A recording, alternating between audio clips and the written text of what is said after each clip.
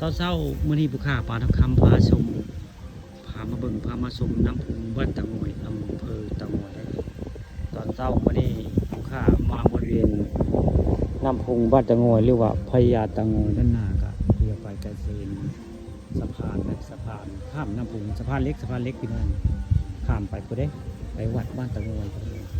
ไปมาตะงอยกับไปไหว้พระธาตุตะงอยก็นี่ละข้ามสะพานนี่ไปพี่น้องกับพระธาตุสูงเจินเทินไปเลย นี่ก็คือเป็นน้ำพุงบ้านตะงอยพญาตะงอยเรียกว่าอันนี้เป็นศาลาพี่น้องศาลาพญาตะงอยบ้านตะงอยอยู่ด้านหน้าเต่าพี่น้องไปมานี่จะเห็นปลาก็เอาอาหารมาหวานในบริเวณศาลาลอยน้ำนี่ก็ปลาเพิ่งก็สิมาเห็นให้มาโชว์ตัวเห็นได้เดี๋ยวเพิ่งก็เห็นได้พญาเต่าโอ้พญาเต่าเห็นเต่าเดินเทิงนี่คือเป็นภาพบรรยากาศในน้ำพุงพี่น้องนี่ผู้ข้าปลานะครับมาชมพามาเบิ่งพามาชมน้ำพุงบ้านตะงอยอำเภอตะงอยนี่น้ำน้อยนะพี่น้องนี่ศาลาน้ำน้อยนะน้ำพอดีพิประมาณเพียงหน้าแข้งพี่น้องประมาณเพียงหน้าแข้งมันจะคูนได้น้ำกูจะคูนหรือมันจะคูนเราดินทรายจะคูนนะครับนี่เป็นภาพบรรยากาศน้ำแห้งพี่น้องเรียกว่าหาดน้ำมันจะหัวทางใต้กับมันนี่เนาะผ่านรถเจ้าอาศีหัวมันจีพิษบดีเนาะเลยทำให้น้ำแห้งปกติน้ำสีได้พี่น้องหมูนี่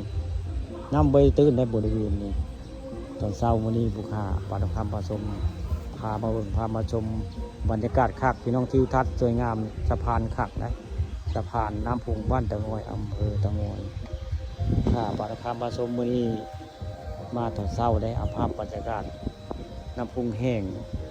พญาตะงอยมาให้เบิ่งมาให้ชมใครบ่เคยมาเที่ยวก็มาเที่ยวได้พี่น้องนี่คือบริเวณพญาตะงอยบ้านตะงอยได้อันน้ำน้อยและปลาบ่ค่อยขึ้นมาในเบิ่งเนี่ยปกตินี่แถวนี้ปลามาสิหลายนะปลาหลายได้บริเวณปลาบ่น้อยพี่น้องแต่มางวดนี้บ่ค่อยเห็นปลาเบิ่งแล้วนี่ปลาอาจสิอยู่น้ำลึกหรือมันหนีก็บ่รู้นะแต่ก้าวมงนี้ปลาสิหลายพี่น้องนี่น้ำพุงพญาตะงอยนี่มงนี้ปลาหลายมามื้อนี้บ่มีปลาพี่น้องมา